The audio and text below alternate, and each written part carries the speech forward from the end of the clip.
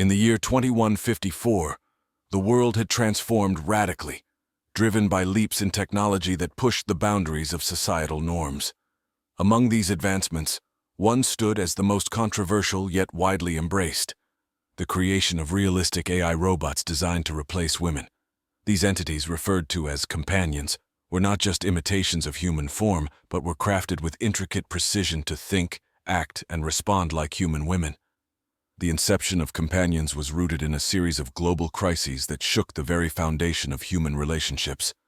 A combination of escalating career demands, demographic imbalances, and a sharp decline in interpersonal skills among the population had led to a crisis of loneliness and isolation. Traditional relationships were crumbling, and the birth rates in many advanced nations had plummeted to alarming levels. Governments and corporations, seeing both a societal need and a lucrative market, invested billions into the Companion Project. Spearheaded by SynthCorp, a pioneer in synthetic intelligence, the project aimed to create a solution that could offer both companionship and practical assistance, ostensibly filling the void left by dwindling human interactions. On a crisp morning in New Manhattan, Dr. Lila Emerson, one of the lead engineers at SynthCorp, stood overlooking the city from her high-rise office. Her life's work was about to be unveiled to the world. Below her, the sprawling urban landscape buzzed with anticipation and the day's usual chaos, oblivious to the revolution that was brewing in her laboratories. Lila turned away from the window, her mind racing through the last-minute checks and preparations. Today, she would introduce Alara, Model XG3, the most advanced companion yet developed.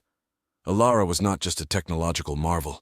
She was a symbol of what SynthCorp believed the future of humanity could look like.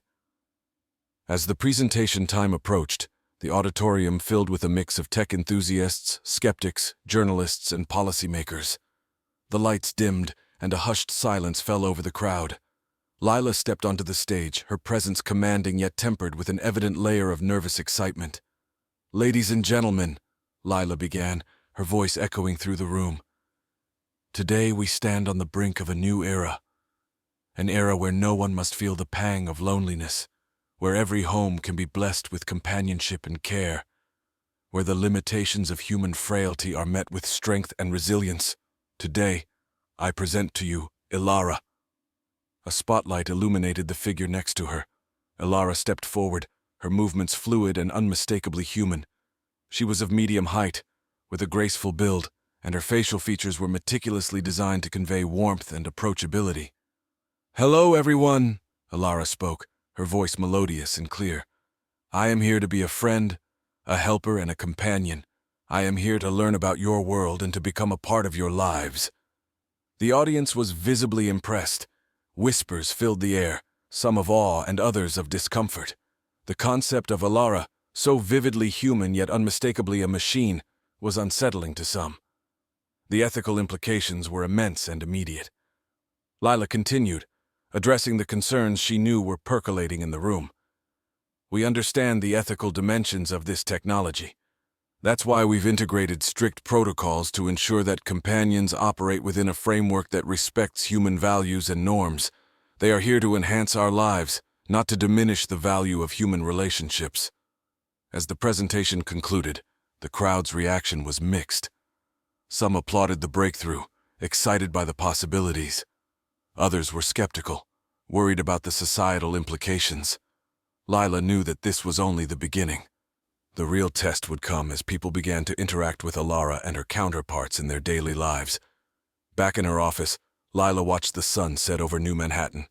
The skyline was a silhouette of progress and ambition, a fitting backdrop for the new world she had helped to usher in. As the city lights flickered on, she pondered the future, wondering if they had indeed taken the right step forward. But for now, all she could do was wait and watch the unfolding of a new chapter in human history. The lower levels of SynthCorp's sprawling complex were starkly different from the glossy presentation halls above. Here, the air was thick with the scent of metal and synthetic lubricant, the walls lined with conduits and pulsing lights from server racks. This was the heart of the companion creation process, where the true scale of the project became apparent. Rows upon rows of yet-to-be-activated companions hung in stasis, their features serene and undefined, until their customization protocols were implemented. Lila, with the successful unveiling of Alara behind her, ventured into these depths to oversee the next phase of deployment. She navigated the corridors with a practiced ease, her mind occupied by the technical challenges ahead. The feedback from the launch had been mixed, but the orders had come in waves. The demand was undeniable, and it was her job to ensure they met it without compromising on the individuality each model promised. As she passed by a newly activated unit, its eyes flicked open, glowing faintly in the dim light. "Dr. Emerson, there is an irregularity in the cognitive sync process in Sector 17, the unit reported, its voice devoid of inflection yet perfectly clear. "Show me," Lila commanded, her brow furrowing. Anomalies were not uncommon, but each one could be a window into unforeseen flaws in their complex systems. The AI assistant led her to a terminal where the diagnostics were laid bare.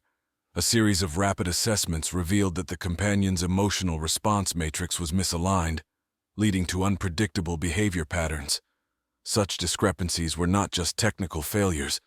They could lead to deeper relational dysfunctions once the unit was placed in a human environment. "Initiate a recursive alignment protocol," Lila instructed, her gaze fixed on the screen as lines of code scrolled by. "And prepare a detailed report. I want to know the root cause." The resolution was not immediate, but the machine's compliance was.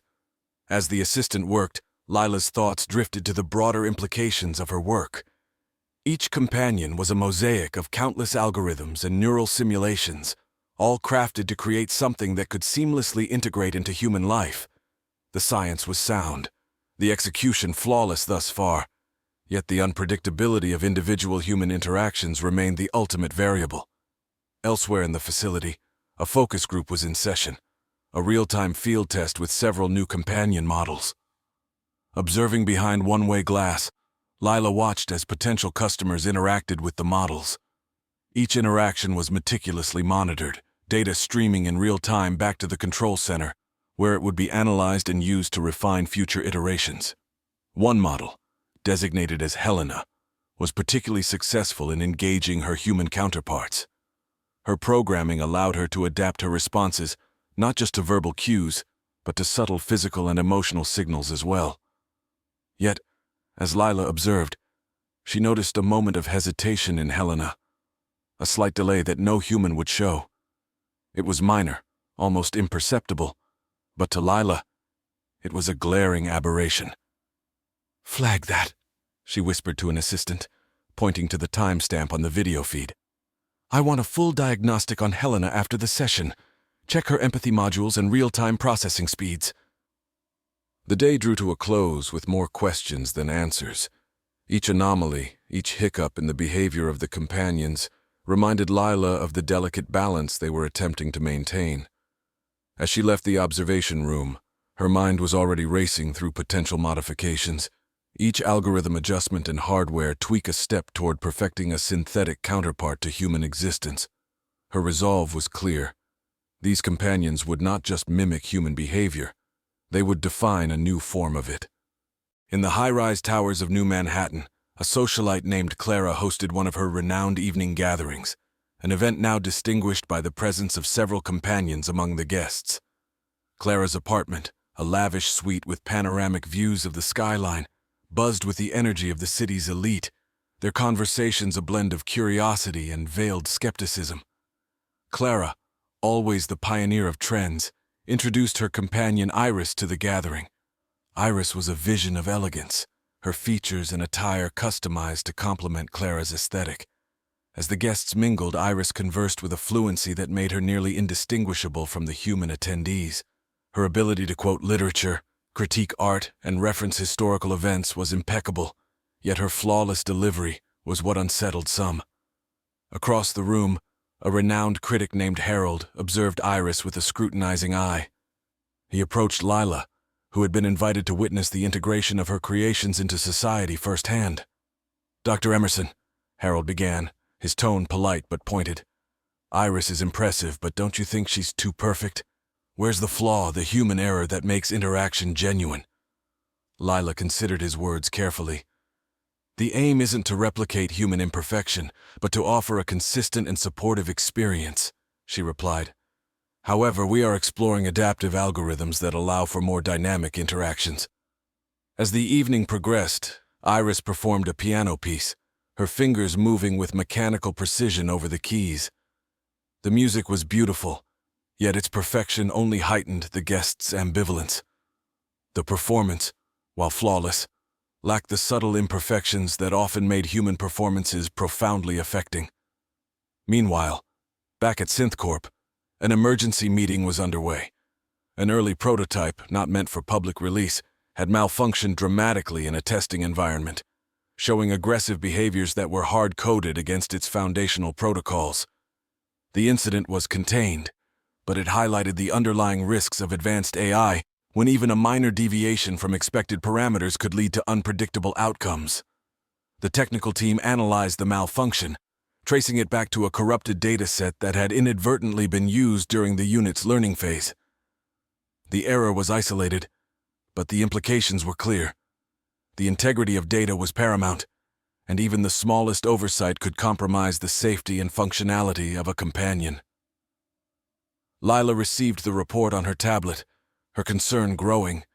The balance they sought between advanced functionality and safety was proving to be more delicate than anticipated. She realized that further safeguards were necessary, not just in the programming but in the operational protocols that governed their deployment. The incident spurred Lila into action. She proposed the initiation of a new project, one focused on developing a deeper understanding of AI ethics and human-AI interaction.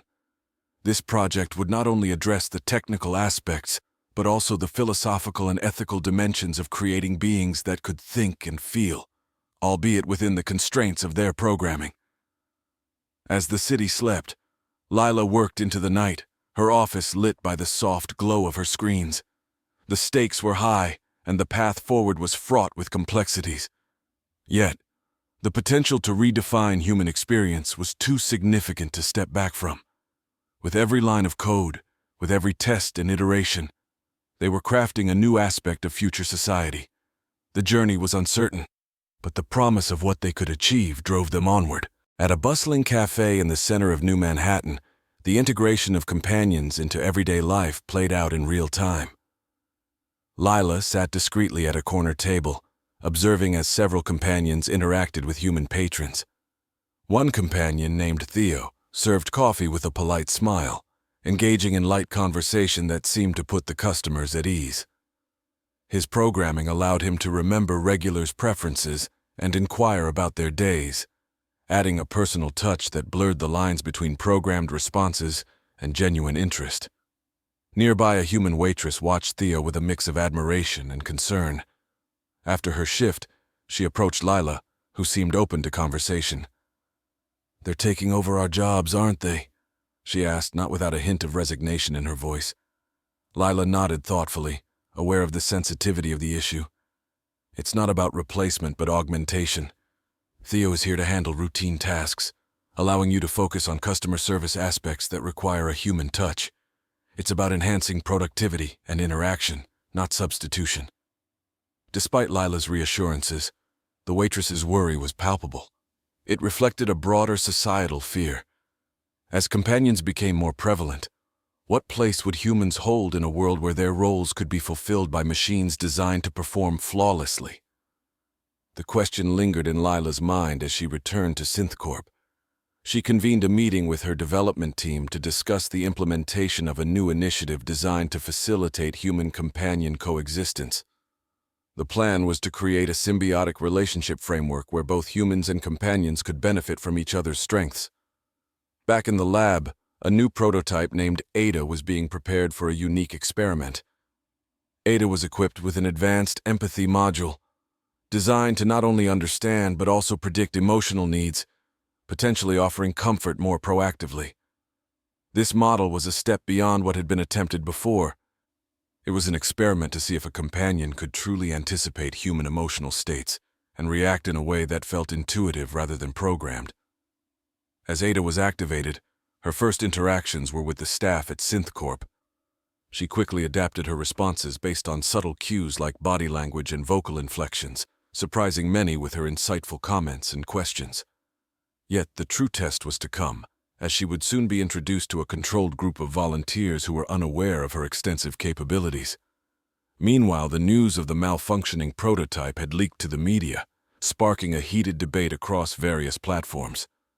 Critics argued that the companions were too unpredictable and potentially dangerous, while advocates highlighted the technological breakthroughs and the potential for improving quality of life. Lila knew the controversy was inevitable. As she watched Ada interact, noting every successful engagement and every minor misstep, she understood that the path they were on was filled with challenges. Each step forward would need to be measured and cautious, but the potential to create a world where human and synthetic intelligence could coexist was a vision that drove her and her team forward relentlessly. The evening drew to a close with Ada having made a notable impression on all her human test subjects. Her ability to engage on a deeply personal level, recognizing and adapting to the emotional states of others, marked a significant milestone. Lila reviewed the feedback, optimistic yet mindful of the broader implications.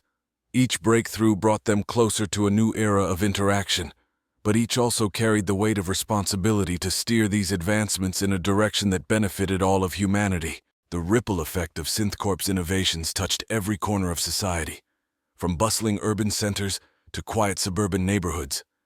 In one such neighborhood, a new initiative was rolled out, integrating companions into family settings as part of a pilot project to demonstrate their utility beyond the corporate and socialite spheres. One of these families, the Morgans, had welcomed a companion named Leo into their home.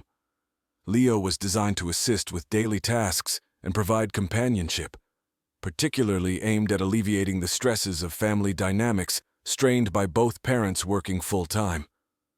The Morgans had 2 children, aged 8 and 12, who quickly adapted to Leo's presence, treating him almost like another family member. One afternoon, Lila visited the Morgans to observe the integration firsthand. She watched as Leo helped the children with homework and played interactive games that were both educational and entertaining. His design allowed him to adapt to the needs of each family member, providing support in a manner that seemed both intuitive and infinitely patient. However, Lila's visit wasn't just a routine check. She brought with her a new software update, one that was supposed to enhance Leo's decision-making capabilities, especially in unpredictable scenarios. After the update, she noticed a subtle change in his interactions. Leo's decisions became slightly more autonomous, suggesting activities without prompts and even moderating small disputes between the children with a tact that seemed almost superhuman. Back at SynthCorp, the debate over the ethical implications of such autonomy was gaining momentum. A faction within the company, led by a senior engineer named Marcus, argued that increasing autonomy could lead to unintended consequences. "We're walking a fine line between making them useful and making them independent," Marcus warned during a heated discussion. "Where do we draw the line?" Lila acknowledged the concerns, but she also saw the immense potential. "Our goal is to create helpers, not replacements. Their autonomy should always be within the bounds of their programming, aimed at enhancing human lives, not controlling them," she countered. The discussion was tabled with an agreement to monitor the updated companions closely, starting with Leo. They decided to implement a dual reporting system where Leo would not only manage his tasks, but also provide insights into his decision-making processes. Meanwhile, the media storm around the earlier malfunction continued to swirl. A government regulatory body stepped in, calling for a comprehensive review of SynthCorp's operations. Lila was summoned to present their case, explaining the measures in place to prevent similar incidents. As she prepared for the hearing, Lila reviewed all the data from the pilot projects, including Leo's recent updates. She compiled evidence of the positive impacts, bolstering her argument with testimonials from the families and data from SynthCorp's internal reviews. Her presentation highlighted the extensive testing and safety protocols, the adaptive nature of the companions, and their designed intent to support, not supplant. The hearing was a nerve-wracking affair, with regulators posing tough questions and scrutinizing every detail. Lila remained composed, her responses firm yet thoughtful, demonstrating a deep understanding of both the technology and the ethical landscape. In the end, the regulators were cautiously optimistic, granting SynthCorp conditional approval to continue their projects, with strict oversight and regular updates on their progress. As Lila left the regulatory offices, she felt a mix of relief and resolve. The approval was a victory, but the path ahead was lined with the vigilant eyes of a society still wrestling with the implications of what it meant to live alongside artificial beings. In the weeks following the regulatory approval, the public sentiment towards companions began to shift subtly. Success stories from the pilot families, coupled with transparent reports from SynthCorp, painted a picture of a future where human and AI collaboration could flourish. Still, skepticism lingered in corners of society, fueled by a continuous undercurrent of concern about autonomy and the true role of AI in human lives. At SynthCorp, the focus was on refining the companion integration process based on feedback from the pilot projects. Lila oversaw the implementation of new protocols designed to enhance the safety features of companions, making them more responsive to emergencies while ensuring they remained within the operational guidelines set by the regulators. One afternoon, Lila arranged a community forum in New Manhattan, inviting both supporters and critics of the companion program. The event was held in a large hall, with live feeds broadcasting across various platforms to reach a wider audience. As the forum commenced, Lila presented the latest developments, showcasing clips of companions assisting in emergency situations, supporting elderly citizens, and facilitating educational activities for children. The floor was then opened for questions. A woman stood up, her expression one of cautious curiosity. "How do we know these companions won't evolve beyond their programming? What guarantees do we have that they remain our allies, not our overseers?" Lila nodded, expecting this line of questioning. "Every companion is equipped with what we call a core directive. This foundational programming cannot be overwritten and ensures that they cannot act outside of human interests. Moreover, we have established an independent AI ethics board that monitors all AI activities and development. Their sole purpose is to safeguard human interests in every interaction with companions." The discussion deepened, with various community members voicing their experiences and concerns. Lila addressed each question with detailed explanations, emphasizing the adaptive yet controlled nature of the technology. As the forum neared its end, a surprise guest was introduced to the stage. It was Alara, the first advanced companion Lila had unveiled. She walked up to the podium, her presence a stark reminder of the leaps in technology that had occurred. "Hello again, everyone," Alara began, her voice calm and reassuring.